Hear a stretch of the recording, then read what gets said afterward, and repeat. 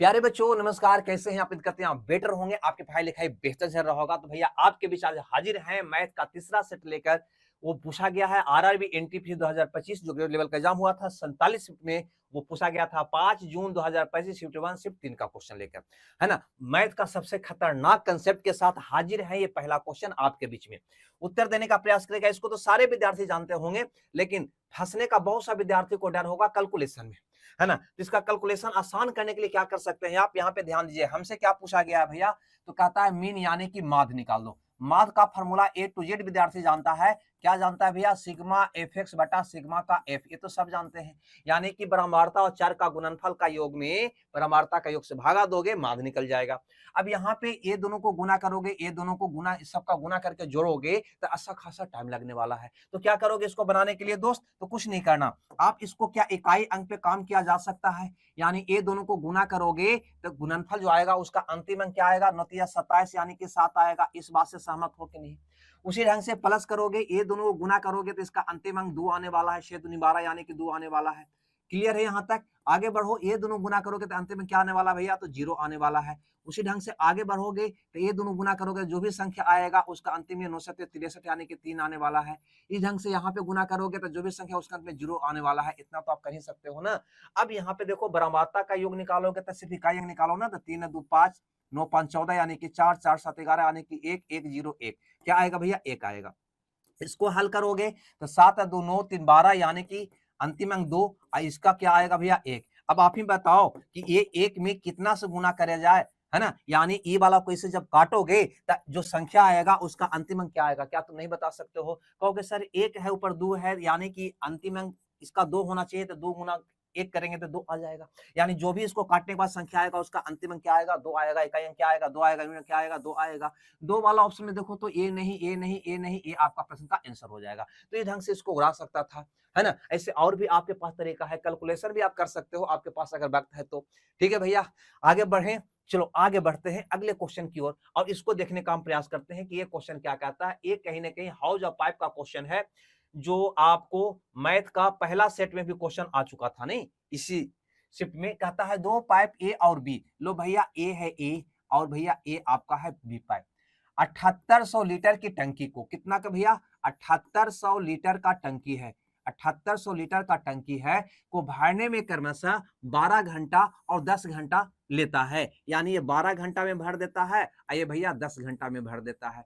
चलो आगे बढ़ते हैं। यदि दोनों को एक साथ खोला जाए तो 8800 लीटर की खाली टंकी को भरने में कितना घंटा लगेगा? कैसे बनाओगे? तो क्वेश्चन तो वही है, क्वेश्चन अलग नहीं है ना। थोड़ा सा क्वेश्चन में हल्का सा वेरिएशन दिया है, बहुत सा विद्यार्थी लखड़ा जाएगा। ये भी क्वेश्चन इसके पहले वाले सेट में हम बताए हैं। क्या करना है? तो अपने स्तर से जैसे बनाता था उसी ढंग से बनाओ। 12 10 का एलसीएम लो, कितना हो जाएगा भैया? तो 60 काम। टोटल काम कितना हो गया? तो कह देंगे 60। बस ये ऐसे निकालो ना। इफिशिएंसी निकालोगे, क्या आएगा भैया? तो 12 25 60, 10 का 60 ये आएगा। लेकिन अब यहाँ पे क्या आपको ध्यान थोड़ा सा देना है कि यहाँ पे कुल काम 60 आपने निकाला, लेकिन यहाँ पे था 7800 लीटर कुल काम, है ना। तो कहीं ना कहीं 7800 लीटर को ही तुमने कहा है 60 काम। आपको भरना कितना है? 8800 लीटर। तो बता दो ना कि 8800 लीटर का इक्वल कितना काम का होगा? समझ रहे बात को? तुमने क्या किया कि 7800 लीटर को माना 60 काम, तो 8800 लीटर भरना है तो 8800 लीटर कितना काम के इक्वल होगा? तो कहोगे भैया कि 60 बटा 7800 और गुना का हो जाएगा 8800। बस इतना काम के बराबर होगा। यानी ए दो शून्य से ए दो शून्य कट जाएगा। यानी अब आपका उत्तर तो आराम से निकल जाएगा। कहता है कि पूरे काम को यानी कि 8800 लीटर को भरने में कितना समय लेगा। ठीक है, तो 1 घंटा में भरेगा 6 या 5 11। कितना भरेगा? 11। भरना कितना है आपको? इतना। भरना कितना है? 8800 लीटर, यानी कि कितना काम? इतना काम। तो इतना भागा इतना कर दो, कितना टाइम लगने वाला है? कहोगे 60 गुना 88 बटा 78, है ना। भागा किसे देना होगा? 11 से। गुना 11, क्यों? क्योंकि 1 घंटा में 11 काम, तो इतना काम करने में कितना समय लगेगा? तो इतना भागा 11।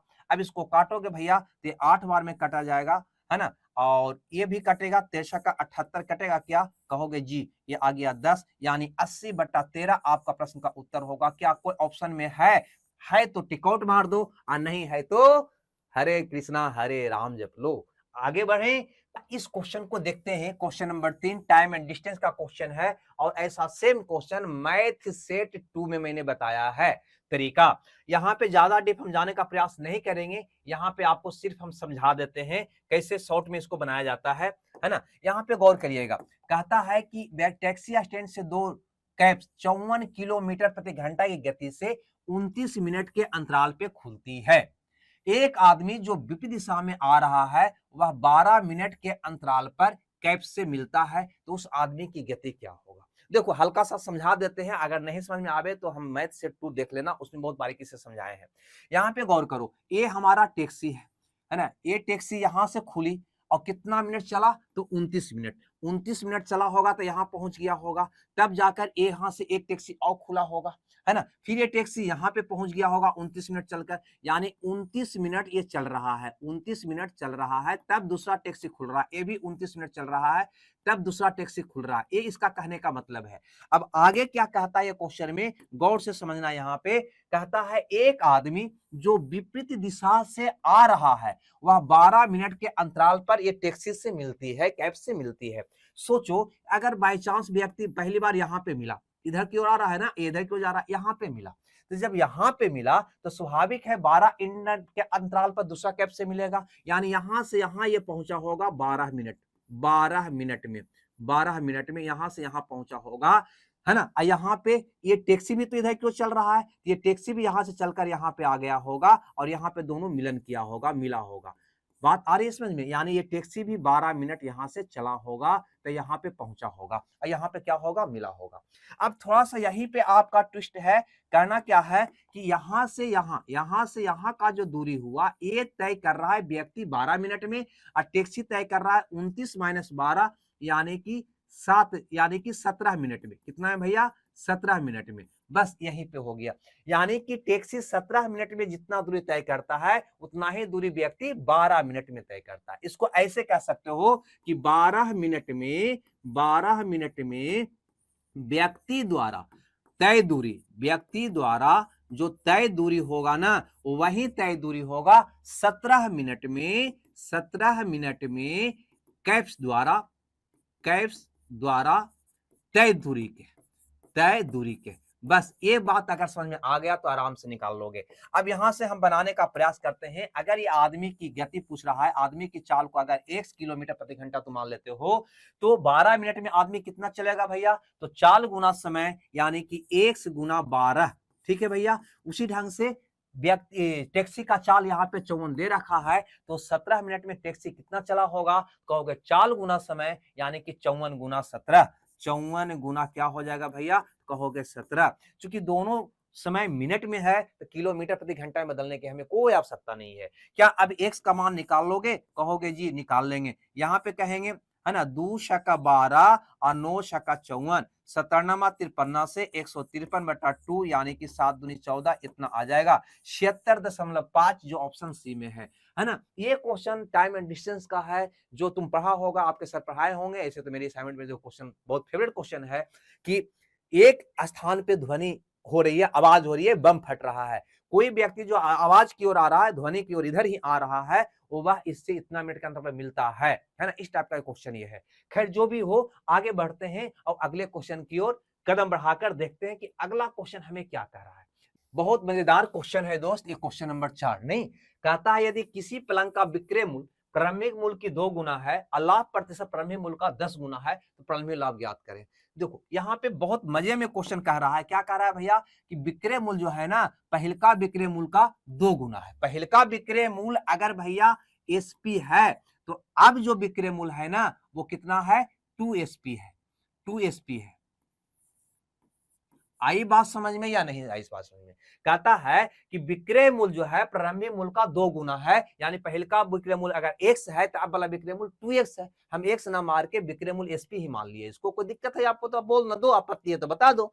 तो पहले का विक्रय मूल्य अगर एसपी है तो अब वाला विक्रय मूल्य इसका 2 गुना यानी कि 2sp है।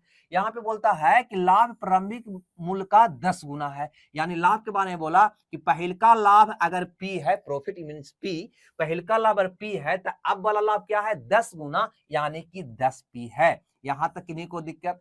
एक चीज आपको हर वक्त हम बताते हैं, बहुत इंपॉर्टेंट चीज, वो बताते हैं कि विक्रय मूल्य का अंतर, विक्रय मूल्य का अंतर जो होता है ना, अंतर जो होता है ना, वो लाभ के अंतर के इक्वल होता है, लाभ के अंतर के इक्वल होता है। ये बात को लिख लेना अपने डिक्शनरी में, दिमाग के डिक्शनरी में। विक्रय मूल्य का अंतर जो होता है वो लाभ के अंतर के इक्वल होता है।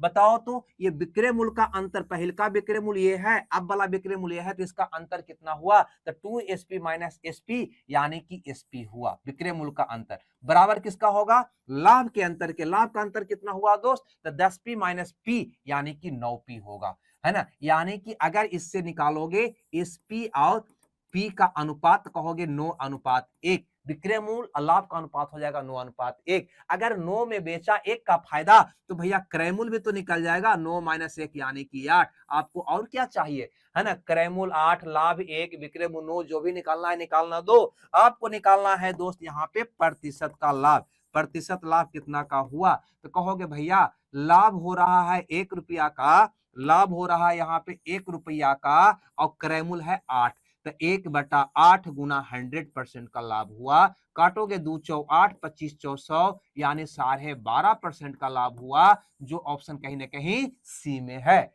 क्या मजा आया? चलिए भैया, एक क्वेश्चन भी तो हम बता ही चुके हैं। मैथ का सेट 1 में या 2 में क्वेश्चन सेम आया है, सिर्फ डाटा बदला हुआ है। कहता है कि दो संख्याओं का अनुपात 17:6 है, उनके लासा मासा गुणनफल 102 है, तो लासा और मासा का व्युत्क्रमों का योग, व्युत्क्रमों का योग जानते हैं ना, लासा का व्युत्क्रम होगा 1 बटा लासा, मासा का व्युत्क्रम होगा 1 बटा मासा, ये ना होगा। इसका योग निकालोगे तो दोनों का एलसीएम लोगे, एल एच, यहाँ पे एल प्लस एच हो जाएगा। आगे बढ़ते हैं, यहाँ पे कहीं ना कहीं लासा मासा का गुणनफल यहाँ पे दे रखा है 102, तो 102 तो भैया नीचे आने वाला है।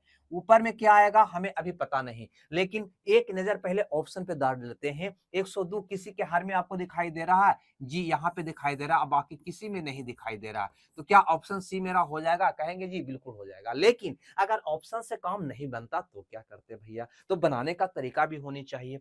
देखो बनाने का तरीका भी बहुत आसान यहाँ पे है, कहीं कोई दिक्कत नहीं है ना। वैल्यू क्या दिया हुआ है ना, पहले अनुपातिक एक का मान निकालो। वैल्यू का दिया हुआ है तो लासा मासा का गुणनफल 102, ये वैल्यू को ऊपर लिखो, इसी का अनुपातिक मान को नीचे लिखो, अनुपातिक मान का, यानी ये अनुपात में संख्या है, संख्या का अनुपात है, इसका लासा निकालोगे, लासा मासा का गुण लासा निकालोगे तो कितना आएगा?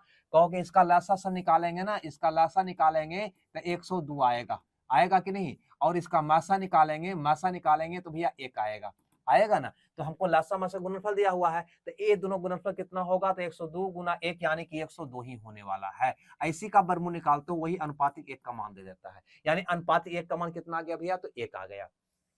हमें क्या चाहिए? तो हमें लासा मासा का योग चाहिए। तो लासा मासा का योग कितना हो जाएगा? तो 102 और 1 103 हो जाएगा। तो 103 का मान निकालोगे तो 1 का वैल्यू 1, तो 103 का वैल्यू क्या हो जाएगा? 103 हो जाएगा। यानी लासा मासा का योग हो जाएगा, योग निकला ये भैया, योग निकला। लासा मासा का योग कितना हो जाएगा? 103 हो जाएगा, है ना। योग तो हमें लिखना था लासा मासा का, तो यहाँ पे 103 डाल दोगे, आपका आंसर आ जाएगा 103/102, जो ऑप्शन सी में है। खैर ये बनाने का तरीका है।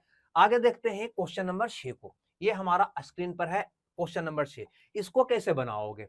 तो देखो यहाँ पे अगर थोड़ा सा ध्यान दोगे दोस्त तो बहुत आसान क्वेश्चन है, और थोड़ा सा भटकोगे ना तो बहुत लेंदी कैलकुलेशन होगा। यहाँ पे क्या कहता है? 41/64 है। दूसरा कौन है? 50/59 है।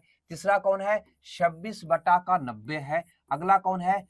40/70 है। हमसे बोला कि कौन सा अनुपात सबसे बड़ा है, कौन सा भिन्न सबसे बड़ा है। हमें एक नजर में दिखाई दे रहा है कि सबसे बड़ा भिन्न कहीं ना कहीं भैया तो ये वाला है। बस उत्तर हो गया। कहो कैसे? तो ध्यान देना यहाँ पे। अगर इसका फासला की बात करें, अब देखो तो 1 मिनट की खातिर अगर हम कहें 5/10, है ना, तो कहोगे सर ये इसका डबल है, यानी ये वाला इसका क्या है? आधा है ना। अगर उस हिसाब से तुम यहाँ पे देखते हो तब यहाँ पे कहोगे कि इसका भैया ये दुगना से थोड़ा सा कम है, या ऊपर की ओर देखते हो कहोगे आधा से, इसका आधा से थोड़ा सा ज्यादा है। यहाँ देखो भैया इसका आधा से बहुत कम है, ये तो बड़ा संख्या हो ही नहीं सकता है। यहाँ देखो तो इसका आधा 35 होता है, आधा से थोड़ा सा ज्यादा है। और यहाँ देखो तो आधा आधा क्या करोगे भैया, ये तो लगभग वही संख्या है। तो सबसे बड़ा मान कौन होगा, तो 50/59 होगा। बस अनुमान से निकाल दोगे, आराम से आपका उत्तर आ जाएगा। बनाने का लिए भिन्न को तुलना करने का तरीका तो बहुत है, ये दोनों का डिफरेंस निकालो, ये दोनों का निकाल के भी बना सकते हो, या फिर बना सकते हो क्रॉस मतलब 3 से गुना करके भी इसको चेक कर सकते हो। लेकिन यहाँ पे चेक करना अनुमान से आपके लिए ज्यादा बेहतर होगा।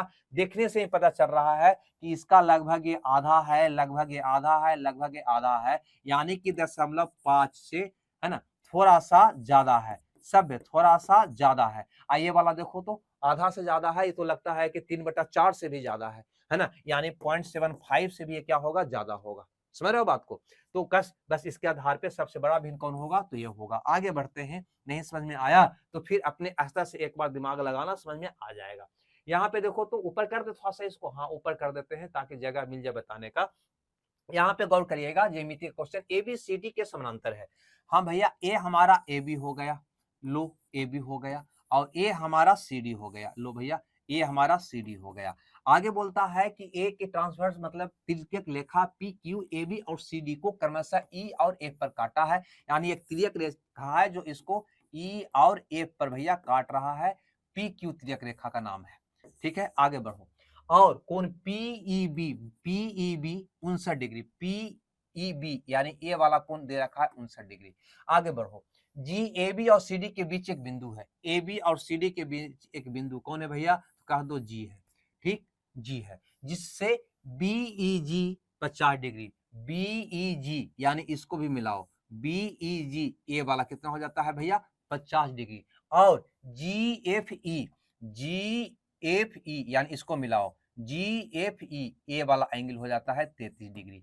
तो बताओ कि ई जी एफ का मान क्या होगा, ई जी एफ यानी ए वाला एंगल का मान आपसे पूछ रहा है, क्या नहीं निकाल लोगे।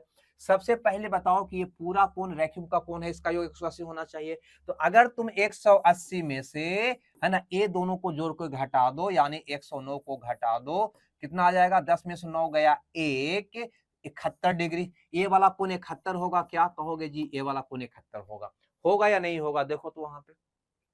अब जब त्रिभुज के तीनों कोण की बात किया जाए, त्रिभुज के तीनों कोण की बात किया जाए तो 180 होता है, तो 180 में भैया ये दोनों को जोड़ के घटा दोगे तो एक को निकल जाएगा ना, कहेंगे जी। तो 3 1 हो गया ये 4, 7 3 ये हो गया 10, यानी आ जाएगा आपको 76 डिग्री। है कोई ऑप्शन में, कहोगे 76, हाँ भैया ए में है, ये आपका सही उत्तर होगा। अरे भैया आप लोग इतना गौण क्यों हो, थोड़ा सा, है ना, मुस्कुराओ, मुस्कुराने से, है ना, थोड़ा सा हमें भी बढ़िया लगेगा। आगे देखो, यहाँ पे क्वेश्चन को कहता है कौन सा संख्या 7 से विभाज्य है, लो भैया ये तो बहुत आसान बच्चा वाला क्वेश्चन, बता दें क्या, है ना, ये तो होगा नहीं, बरसते 84 होता है। 7 से यहाँ पे चेक करो तो 7 बरसते 84, 3 34 नहीं कटेगा 7 से, यहाँ बरसते 84, 3 5 35, हाँ कट जाएगा, ये हो गया। आगे चेक क्या करोगे, 7 से विभाज्य तो मिल ही गया हमको, तो आगे चेक करने की क्या आवश्यकता। चलिए भैया, ये भी मजेदार क्वेश्चन है, नाव और धारा का क्वेश्चन है, नहीं चलो इसको देखते हैं कैसे बनाओगे। ऊपर कर लें थोड़ा सा, हाँ भैया ऊपर कर लेते हैं। कहता नाव को धारा का विरुद्ध 10.2 किलोमीटर की दूरी तय करने में 51 मिनट का समय लगता है। अब बताओ तो धारा का विरुद्ध चाल क्या होगा, तो सबको पता है कि x माइनस वाई, है ना, एक क्या हो गया, धारा का विरुद्ध चाल, चाल बराबर दूरी बटा समय, दूरी बटा समय, दूरी है 10.2, तो दूरी हो गया 10.2, अब बटा समय यानी 51 मिनट, 51 क्या है, मिनट, मिनट को घंटा बदलोगे तो बटा 60 करना होगा, तो चला जाएगा कहीं ना कहीं ऊपर, है ना। अब यहाँ पे ध्यान देना, ये दशमलव भैया ये शून्य से हटा जाएगा। अब यहाँ पे 2 बार में ये कट रह भी रहा है, नहीं, यानी 12 किलोमीटर प्रति घंटा आपका क्या आ गया दोस्त, कहोगे धारा का विरुद्ध चाल। एक्स वाई जानता है ना, एक्स होता है भैया नाव का चाल, अब वाई होता है किसका, धारा का चाल। ये जिंदगी भर के लिए हम इसको फिक्स मान लिए हैं, है ना। एक्स चाल होगा नाव का, वाई चाल होगा धारा का, तो धारा का विपरीत चाल होगा एक्स माइनस वाई, और धारा का दिशा में चाल होगा एक्स प्लस वाई। आगे बढ़ते हैं, नाव और धारा के गति का अनुपात यहाँ पे दे रखा है 7:6, यानी चाल का अनुपात, यानी कि x/y यहाँ पे लिख देते हैं, x/y दे रखा है कितना, 7:6। तो इससे क्या x प्लस वाई निकल जाएगा, कहोगे जी। अगर x प्लस वाई आपको निकालना होगा, यानी धारा का दिशा में चाल निकालना होगा, तो क्या निकाल लोगे, कहेंगे जी, कहो कैसे।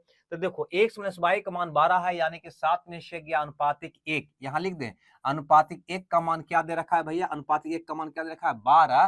तो भैया धारा का दिशा में चाल होगा 713, तो 13 का मान क्या होगा, कहोगे 12 गुना 13 होगा, है ना, क्या होगा ये 12 गुना 13 होगा। ये बात से सहमत हो, यानी कि धारा का दिशा में चाल ये हो जाएगा। खैर ये तो अनमेरा मैंने कर दिया। आगे की कहानी पढ़ते हैं। न पूछता क्या है, नाव को 17.7 किलोमीटर धारा का विरुद्ध तथा 66.3 किलोमीटर धारा के दिशा में जाने में कुल कितना समय लगने वाला है। चलो भैया निकाल दो समय।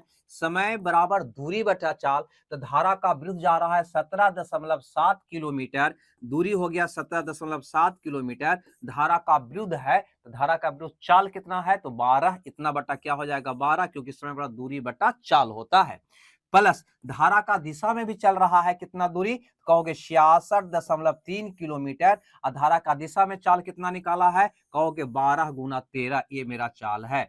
क्लियर है, इसको हल कर दोगे दोस्त आपका आंसर आ जाएगा। हल कैसे करोगे, यहाँ पे ध्यान दो, तो 3 से पहले काट देते हैं, 4 तिया 12, 3 से काटोगे यहाँ पे तो कहोगे 5 तिया 15, 9 तिया 27, ये हो जाएगा। यहाँ पे भी 3 से कट रहा है, 4 तिया 12, 3 से काटोगे 22 तिया 66, 22.1, है ना। ये भैया ये लगता है 13 से कटेगा क्या, देखो तो कहोगे 13 से काट के देखते हैं, तो 1 मर्तबे 13, 9 91, 63 91, यानी 7, इतना कट गया। अब इसको हल करोगे, एलसीएम हो जाएगा दोनों का 4, ये दोनों जुड़ जाएगा क्योंकि सेम बेस रूल, हर समान है। तो 9 और 7 16 के 6 बाकी 1, 6 1 7, इतना आ गया। इसको काटोगे आ जाएगा 1.9, यानी आपका उत्तर आ जाएगा सी। हमें लगता है ना, ये बात भी आप समझ गए होंगे। कहीं दिक्कत है भाई तो कमेंट करके जरूर बता देना, है ना, इतना उदास मत रहा करो, है ना। आगे देखो तो ये क्वेश्चन को क्या कहता है, ये वाला क्वेश्चन को देखो तो कहता है एक वस्तु 1300 रुपया में खरीदी गई, हाँ भैया, इसकी कीमत को 35% बढ़ा दिया गया, फिर इस अंकित मूल्य पर 20% छूट देकर बेचा गया, तो लेन देन पर प्रतिशत लाभ क्या हुआ। कितना आसान क्वेश्चन है, अगर यहाँ तू ए भी फोन लगाओ तो मिनटों में आपका, सेकंडों में सॉरी, उत्तर निकल जाएगा। पहले क्वेश्चन को समझो, 1300 रुपया में खरीदा गया, इसकी कीमत को 35%, ध्यान से समझना, इसका कीमत भैया अगर 100 होगा तो पहले इस पे 35% बढ़ाकर मूल्य अंकित किया है, ये कह रहा है, यानी कि यहाँ पे क्या निकल जाएगा भैया, हमारा अंकित मूल्य 135 निकल जाएगा।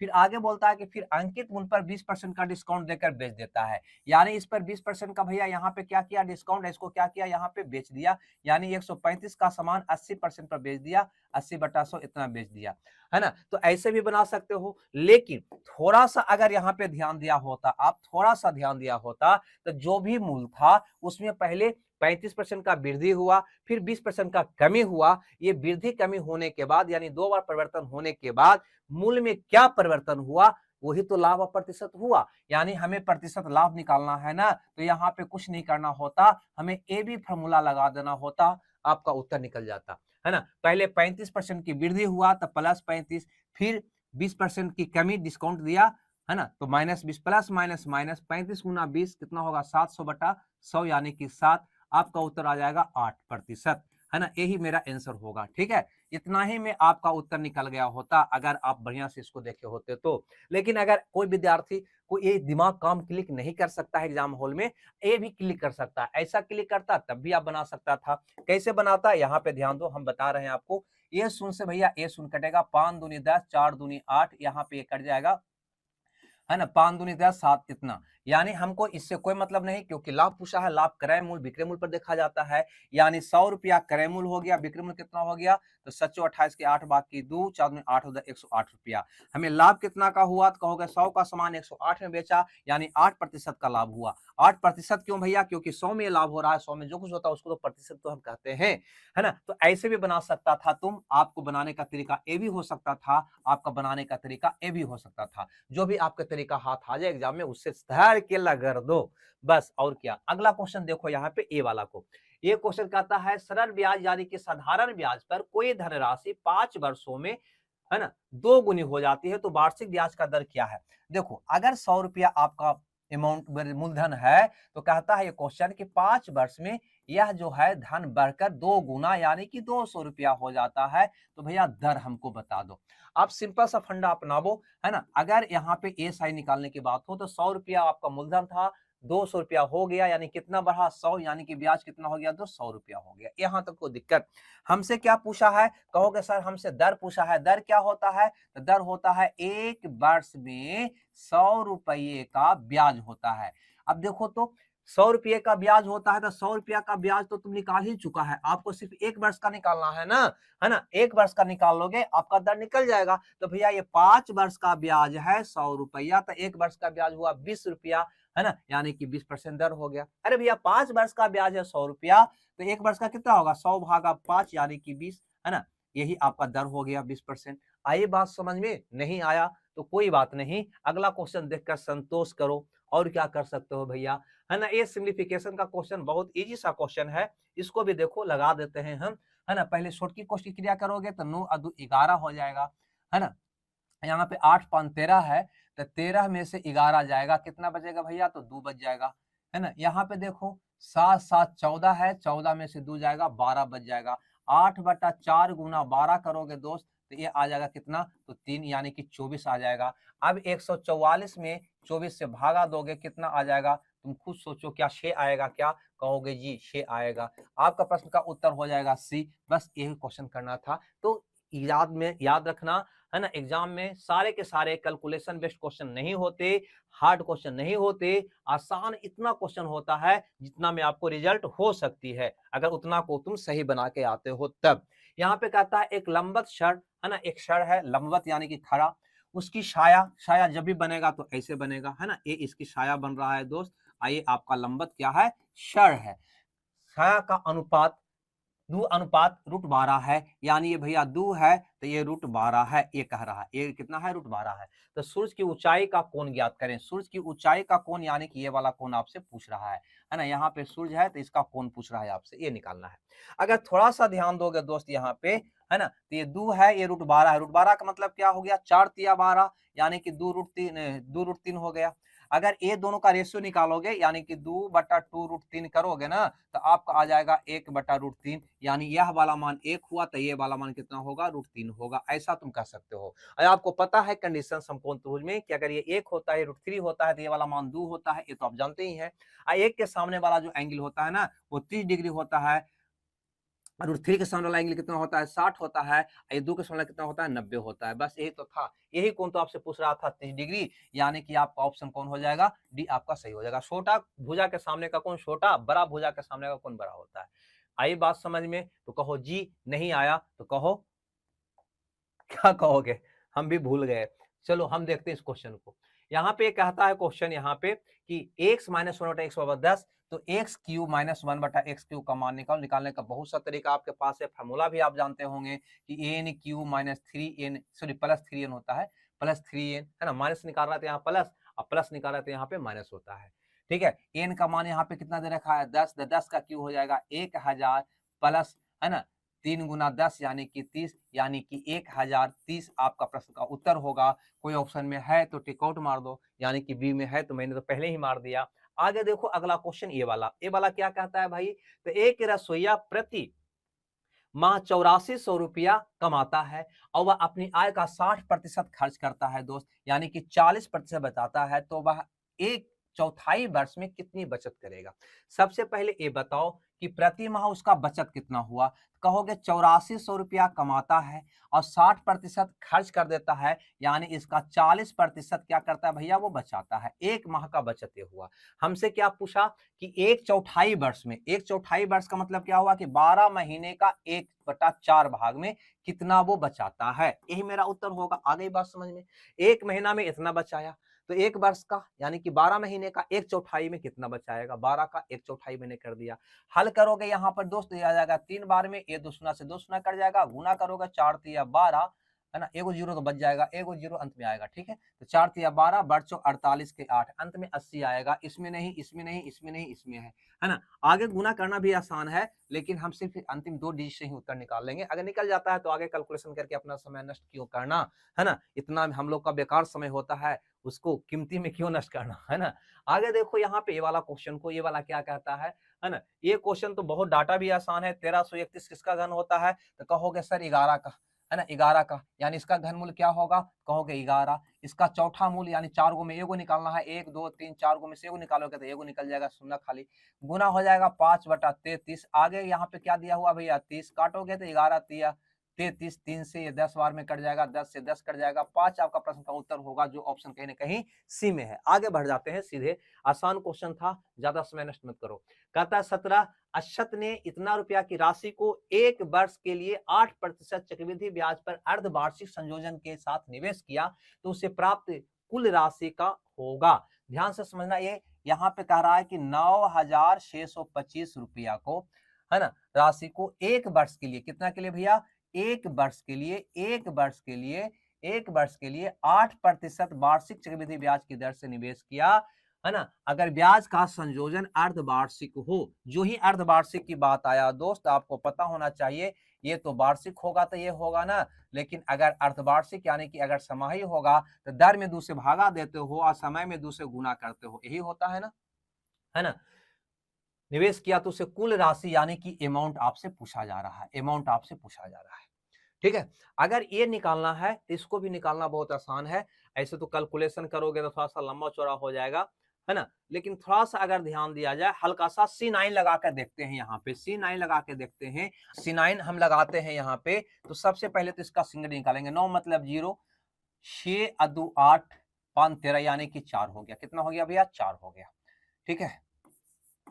कहेंगे 4 गुना क्या होगा, 4% का मतलब 104/100 होगा, तो 104 का होल वैल्यू कितना होगा, 5 होगा, और गुना 5 यानी कि पापा से 25 से 100 यानी कि 1, यानी कि जो भी आंसर आएगा उसका सिंगल डिजिट मान यानी कि डिजिट सम क्या आएगा, 1 आएगा। देखो तो 1 किसी का है, 9 मतलब 0, 8 2 10 यानी कि 1 आ रहा है, ठीक है, हो सकता है 9 मतलब 0, 8 16 तो 18, 18 का मतलब 9 मतलब 0, ये आपका उत्तर नहीं हो सकता। 9 मतलब 0, 8 16, 16 यानी कि 7 3 10, 10 10 7 17, 17 मतलब 8, ये भी आपका उत्तर नहीं होगा। 9 मतलब 0, 9 मतलब 0, 8 4 12 यानी कि 3, 8 11 यानी कि 2, ये भी आपका उत्तर नहीं होगा। सिर्फ एक वाला ऑप्शन ए में है, तो ये मेरा सही उत्तर हो जाएगा। तो इसको ऐसे बना सकते हो, है ना। ऐसे तो इसका अमाउंट निकालेगा तो आप कहोगे 90625 गुना हो जाएगा 104/100 गुना 104/100, 2 बार ना है, इतना हो जाएगा। इसको हल करोगे जो आंसर आएगा वही आपका उत्तर होगा, है ना, जो उत्तर होगा आपका, मैंने इस ढंग से आप निकालोगे। लेकिन हमको लगा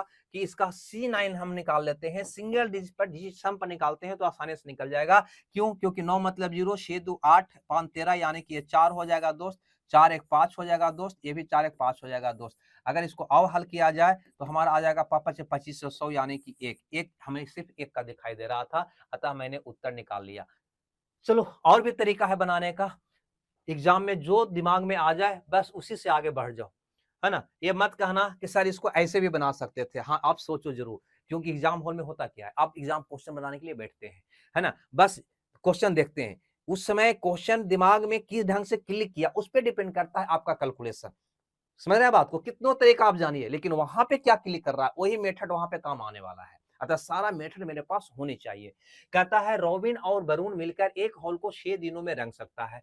देखो भैया यहाँ पे रॉबिन है और वरुण है, ये दोनों मिलकर एक हॉल को 6 दिन में रंग देता है, पेंट कर देता है। रॉबिन अकेले अगर करता है ना तो उस हॉल को 42 दिन में रंग देता है, 42 दिन में रंग देता है। तो आपसे पूछता है कि वरुण अकेले, है ना, कितना दिन में रंगेगा, तो भैया ये दोनों का पहले तो एलसीएम निकाल लो, यानी कि कुल काम निकाल लो, कितना हो जाएगा 42, 42 से इफिशिएंसी तो निकल जाएगा आप 7 का 42, है ना, ये आ जाएगा 1, इसमें से घटाओगे तो ये आ जाएगा वरुण का शेप। यानी आपका क्वेश्चन यहाँ पे बन के सामने आ गया कि टोटल काम है 42, अब वरुण एक दिन में करता है 6 काम, तो कितना लगाएगा 42 काम को करने में, तो 42/6 यानी कि 7 दिन लगाने वाला है, 7 दिन, यानी कि ये ऑप्शन आपका सही होने वाला है। सही होने वाला क्या है, सही हो गया। आगे देखो इस क्वेश्चन को, है ना, कहता एक समूह में पुरुष महिला और बच्चे हैं, इनमें 20% पुरुष 50% महिला, अशेष बच्चे हैं। पुरुष महिला और बच्चों की औसत वजन क्रमशः इतना इतना इतना है, तो समूह का औसत वजन क्या है। कितना आसान सा क्वेश्चन है। कहता है यहाँ पे पुरुष है भैया 20%, महिला है भैया 50%, और उसके बाद शेष बच्चा यानी कि 30% बच्चा, 100 में से 70 गया 30, यानी कि टोटल कितना हो गया 100। कटता है भैया तो पहले काट दो, शून्य शून्य शून्य शून्य कट गया, है ना, शून्य शून्य शून्य शून्य कट गया, तो आपका बच गया 2 प्लस का 5 प्लस का 3 बराबर कितना आ गया 10। अब क्या करो, है ना, रेशियो निकल गया यहाँ पे संख्या का। तो यहाँ पर देखो वजन, पुरुष का वजन कितना है 45, तो पुरुष में 45 से गुना कर दो। महिला का वजन कितना है 50, तो महिला में 50 से गुना कर दो। बच्चा का वजन कितना है भैया, तो 50, तो इसमें बच्चा में 50 से गुना कर दो। कुल में पूछ रहा है तो गुना x कर दो, यही आपका उत्तर हो जाएगा। यानी x बराबर होगा क्या भैया, तो सबसे पहले यहाँ पर देखो 90 हो गया, है ना, पच्चे या ऐसे भी तुम पहले 10 से काट भी सकता था सबको आराम से, कहीं कोई दिक्कत नहीं था, लेकिन रहने दो, है ना। 10 से काटोगे कहला, काटोगे तो आसान हो जाएगा। देखो 10 से काट दें क्या, देखो कैलकुलेशन को काट ही देते हैं, कैलकुलेशन आपको सीखना है ना। तो ये 10 से काटोगे तो क्या होगा, ए वाला में इस शून्य कट जाएगा, इसमें कट जाएगा, और 90 है तो ये कितना बचेगा भैया, कट कुट के 9 बच जाएगा। अब थोड़ा सा आसान हो गया हमारा यहाँ पे जोड़ना, नहीं ये हो गया 15, ये हो गया 25, 15 25 हो गया 40, 40 और 9 कितना हो गया 49। आपका प्रश्न का उत्तर निकल गया। थोड़ा सा कैलकुलेशन के लिए थोड़ा सा हल्का सा दिमाग चलाओगे तो हल्का सा समय बच सकता है ना। ऐसे तो हल करना अब जानते ही। चलिए देखते हैं क्वेश्चन नंबर 20 को, ये क्या कहता है। कहता है एक थैले में लाल हरा गुलाबी टोकन है, लाल और हरा का अनुपात है 7:20। यहाँ पे ध्यान देना, कहता है लाल और हरा का अनुपात है भैया 7:20, जबकि गुलाबी और लाल का अनुपात है 15:12। ठीक है, गुलाबी और लाल का अनुपात है, लाल का अनुपात है 15:12। आपको बताना है कि हरा और गुलाबी का अनुपात भैया बता दो, हरा और गुलाबी का अनुपात भैया बता दो। जैसे मर्जी वैसे निकाल दो, सारा तरीका तो आप जानते ही हैं।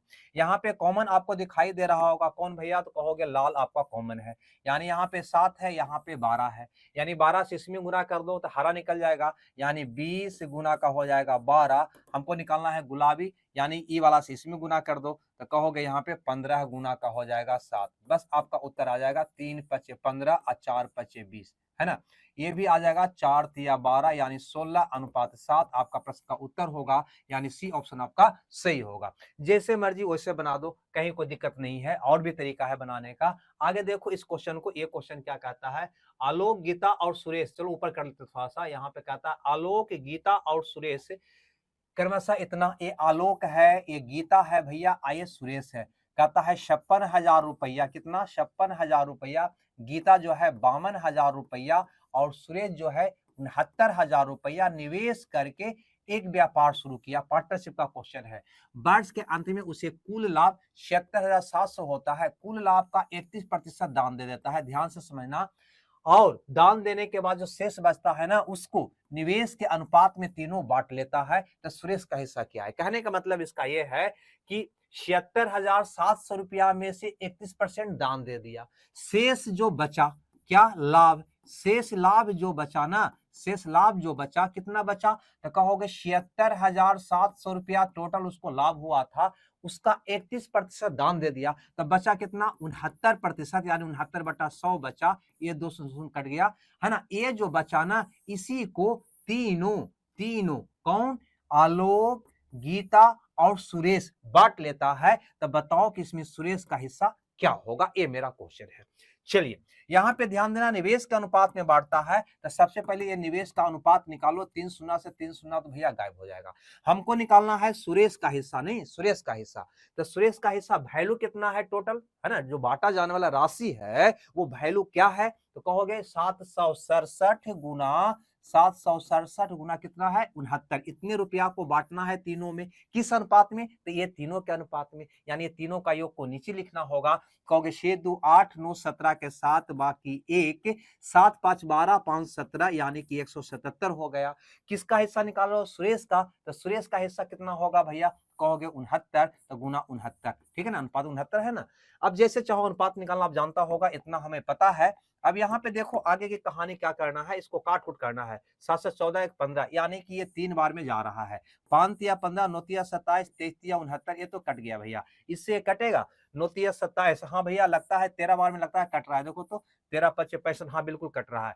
अब यहाँ पे इतना आ गया, अब इसको गुना करोगे आपका उत्तर आ जाएगा। कहोगे 33 39 के 9 बाकी 33 39 के 9 बाकी 3, तो 26 और 3 29, ठीक है। और गुना क्या हो जाएगा 69, इसको गुना करोगे आपका उत्तर आ जाएगा। लेकिन सबसे पहले यहां देखो इकाई अंक निकाल के देखो, है ना, 9 9 81, अंतिम क्या आएगा 1, 1 किसके अंत में है, कहोगे ये दोनों तो कट गया, है ना, यानी कि ई वाला होगा या ई वाला होगा। अगर दहाई का अंक पता आ जाए तो पूरा गुना करने से हम बच सकते हैं। तो दहाई का अंक निकालने के लिए क्या करना कि बस दो संख्या अंतिम दो अंक को गुना कर लो, दहाई का अंक मजे में निकल जाएगा, है ना। तो 99 गुना 69 करने आता है ना, क्या करोगे 69 पर 2 को 0 डालोगे और उसमें से 69 को घटा दोगे, है ना। 10 में से 9 गया 1, 9 में से 6 गया 3 आ जाएगा, नहीं यानी क्या आ जाएगा 3। इसके आगे की कहानी जो होना है जो होगा, यानी जो ये दोनों गुना करने के बाद संख्या आएगा उसका अंतिम दो अंक 31 होगा भैया।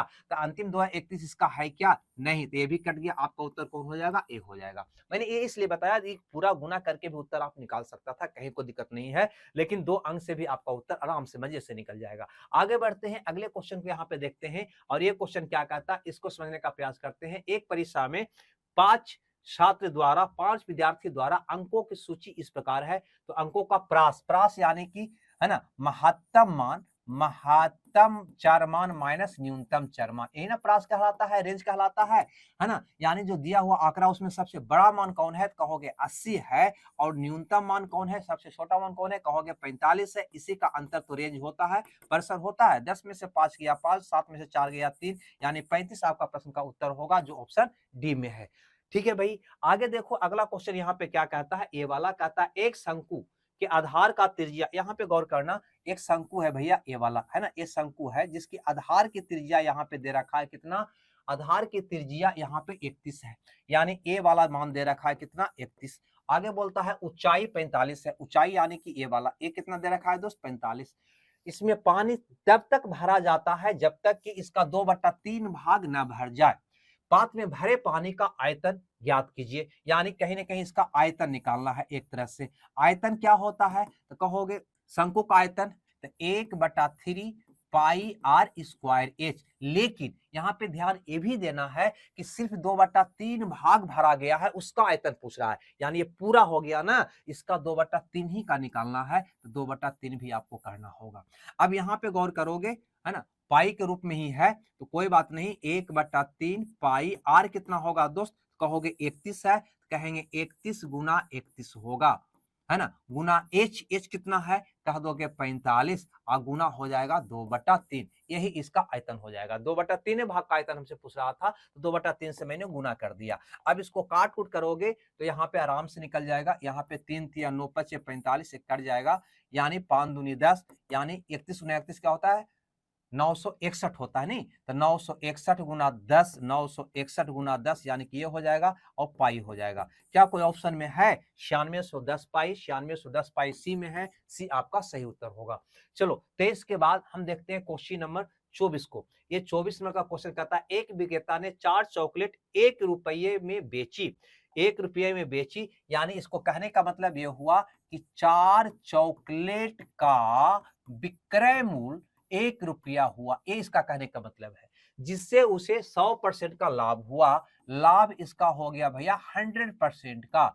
तो आपको बताना है कि 1 रुपया में कितने चॉकलेट खरीदा था, तो पहले आपको तो क्रय मूल्य निकालना होगा। क्या निकालना होगा, क्रय मूल्य। कैसे निकालोगे, तो क्रय मूल्य निकालने के लिए विक्रय मूल्य में होल वैल्यू से उल्टा गुना करते हैं। 100% का मतलब 100/100 यानी 1/1, इसका होल वैल्यू निकालोगे ना तो जुड़ जाएगा, तो 2/1 होगा। तो क्रय मूल्य जब निकाल रहे होते तो इसका उल्टा गुना करते हैं, यानी 1/2 से, है ना, 2/1 का उल्टा 1/2 से गुना करेंगे, क्या आ जाएगा 1/2 रुपया, इसका क्रय मूल्य आ गया। हमसे पूछता है कि 1 रुपया में कितना चॉकलेट खरीदा। अब आप ही बताओ यहाँ पे क्या निकाल लोगे, तो भैया ये 4 चॉकलेट खरीदा है आधा रुपया में, तो 1 रुपया में कितना खरीदा होगा, अगर 2 से इधर और 2 से इधर गुना करते हो तो क्या निकलेगा 1, तो 1 रुपया में खरीदा होगा कितना चॉकलेट भैया, तो कहोगे 4 दूनी 8 चॉकलेट, कितना चॉकलेट 8 चॉकलेट। आपका प्रश्न का उत्तर होगा सी। हमें लगता है ये बात भी आप समझ गए होंगे। 24 के बाद हम देख लेते हैं अगला क्वेश्चन को, यानी क्वेश्चन नंबर 25 को। ठीक है भैया, ये है आपका क्वेश्चन नंबर 25, और एक क्वेश्चन कहता है कि अरविंद का वर्तमान आयु 40 है। भैया ये अरविंद हो गया, अरविंद हो गया, और ये आपका आशा हो गई, है ना। अरविंद का वर्तमान आयु है 40 वर्ष और आशा का वर्तमान आयु है 25 वर्ष। ठीक है दोस्त, अब कहता है कि अरविंद आशा की आयु का 4 गुना कितने वर्ष में पहले था, या कितने वर्ष पहले वो 4 गुना था। कौन, अरविंद आशा का कितने वर्ष पहले ये 4 गुना था। तो कितने वर्ष पहले निकालना हो या कितने वर्ष बाद निकालना हो, तो इसको निकालने का सबसे आसान तरीका है, कुछ नहीं करो, 3 से गुना का अंतर निकालो। ठीक है भैया, तो 100 में से 40 गया, 100 में से 40 गया, 60 बचा। अब बटा में ये दोनों का अंतर डाल दो, कितना हो गया भैया 3। तो क्या आएगा 20 वर्ष पहले, बस 20 वर्ष पहले, 20 वर्ष पहले ये 4 गुना रहा होगा। ये आपका ऑप्शन बी आपका सही होगा। ये भी आपको बहुत हम शॉर्ट वीडियो के माध्यम से, टॉनिक माध्यम से बताए हैं आपको। आगे देखो यहाँ पे वाला क्वेश्चन को, इसका हल क्या करोगे, तो दिए गए 5 व्यक्तियों की आयु वर्षों में इस प्रकार से है, तो उसका औसत आयु ज्ञात करें। लो भैया औसत निकालना है, औसत तो बहुत आसान से निकालते हो, है ना। सबका उम्र को जोड़ दो, 20 प्लस 30 प्लस 35 प्लस 40 प्लस 45, है ना।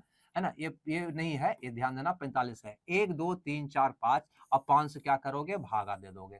देखो अब यहाँ पे क्या करोगे, सबको जोड़ोगे और 5 से भागा दोगे, या ऐसे भी कर सकते हो, 5 से काट दो, 5 20, 6 5 30, 7 5 35, 8 5 40, 9 5 45, इसको जोड़ दो, है ना। तो कहोगे 8 7 15, 15 और 9 24 और 10 34, आपका उत्तर हो जाएगा ए, है ना। ऐसे निकाल लोगे। अब यहाँ पे देखो अगला यानी कि 27 नंबर का क्वेश्चन, ये क्या कहता है कि एक चुनाव में 2 उम्मीदवार थे। हाँ भैया 2 उम्मीदवार था लड़ने वाला, इसमें से एक उम्मीदवार जो 48% वोट प्राप्त किया वह दूसरे उम्मीदवार से इतना वोट से हार गया। देखो अगर 100 वोट का मतदान हुआ होगा तो इसको में से एक जो है 48 लाया, तो दूसरा कितना लाया होगा दोस्त, 52 लाया होगा। एक बात तो समझते हो ना, ये हारने वाला उम्मीदवार लाया होगा और ये जीतने वाला उम्मीदवार लाया होगा। अगर इसको बोलोगे तो कहोगे 4 मत से हार गया। कितना मत से हार गया, 4 मत से हार गया। लेकिन यहाँ पे कहता है 756 मत से हार गया, तो हम कहेंगे अनुपातिक 4 का वैल्यू हो गया 756, है ना, 756। तो डाले गए कुल मतों की, वोटों की संख्या यानी 100 का मान आपसे पूछा जा रहा है ना। तो ऐसे भी कर सकते हो, इसका 25 गुना, तो इसका 25 गुना आपका उत्तर होगा। या फिर ऐसे भी कर सकते हो 756 बटा 4 गुना का क्या हो जाएगा 100, है ना। इसको काटो, ज्यादा मजा आएगा।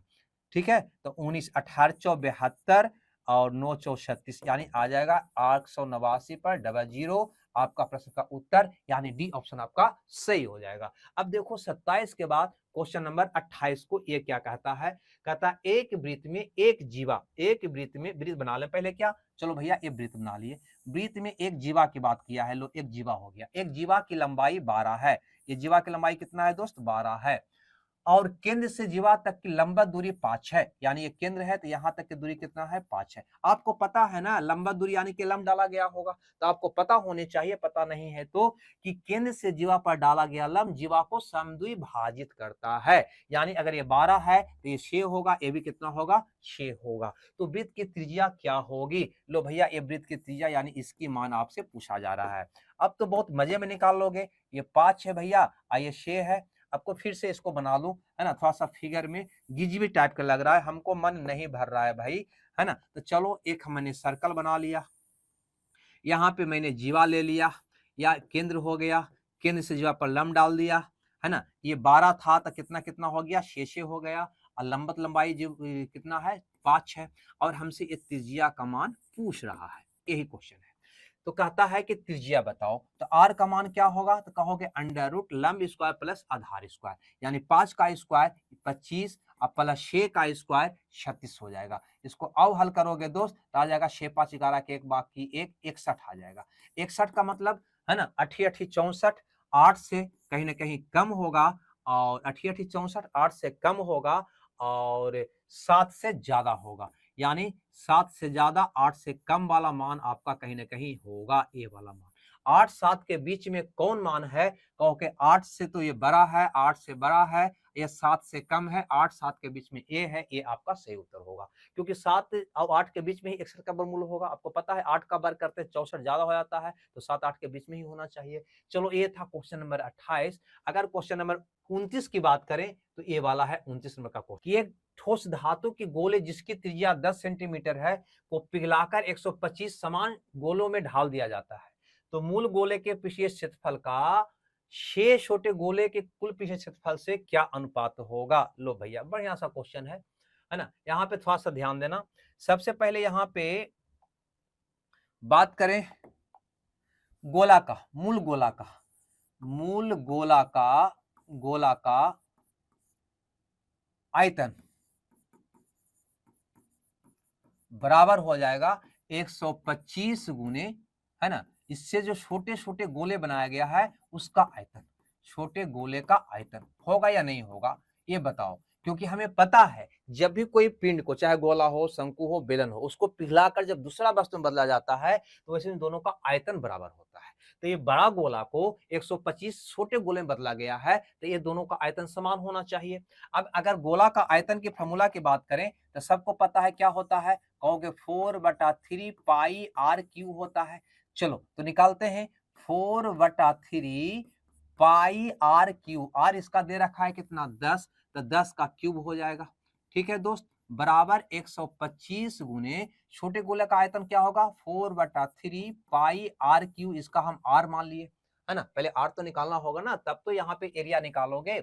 अब यहाँ पे ध्यान दोगे, ये 4/3 पाई से 4/3 पाई आपका कट गया, है ना। यानी कि ऐसा भी कर सकते हैं, 1000 है तो 8 बार में ये भी आपका कट जाएगा, यानी आर क्यू का मान 8, यानी आर का मान कितना हो जाएगा दोस्त 2 हो जाएगा, है ना। आर क्या हुआ, छोटे गोले का, है ना। ये बड़ा गोला है जिसका त्रिज्या 10 है, ये छोटा गोला है, बड़ा बना देते हैं इसको, है ना, छोटा है लिखने में नहीं बन रहा है। चलो, ये बड़ा गोला है जिसकी त्रिज्या 10 दिया हुआ है, ये छोटा गोला है जिसकी त्रिज्या कितना निकाल लिया तुमने, 2 निकाल लिया। अब यहाँ पे कहता है कि मूल गोले का पृष्ठीय क्षेत्रफल, लो भैया अब निकालो, मूल गोला का पृष्ठीय क्षेत्रफल क्या होगा, तो कहोगे 4 पाई आर स्क्वायर, तो 4 पाई आर, आर तो इसका दिया हुआ है 10 स्क्वायर, और क्या पूछता है, 6 छोटे गोले का कुल पृष्ठीय क्षेत्रफल का अनुपात बताओ, 6 गो छोटा गोला का, यानी 6 गुना छोटे गोले का पृष्ठीय क्षेत्रफल क्या होगा 4 पाई आर स्क्वायर, इसका आर कितना आ गया, तो इसका आर आपने 2 निकाल लिया है, 2 का स्क्वायर, यही आपका रेशियो हो गया, इसी का अनुपात पूछ रहा है।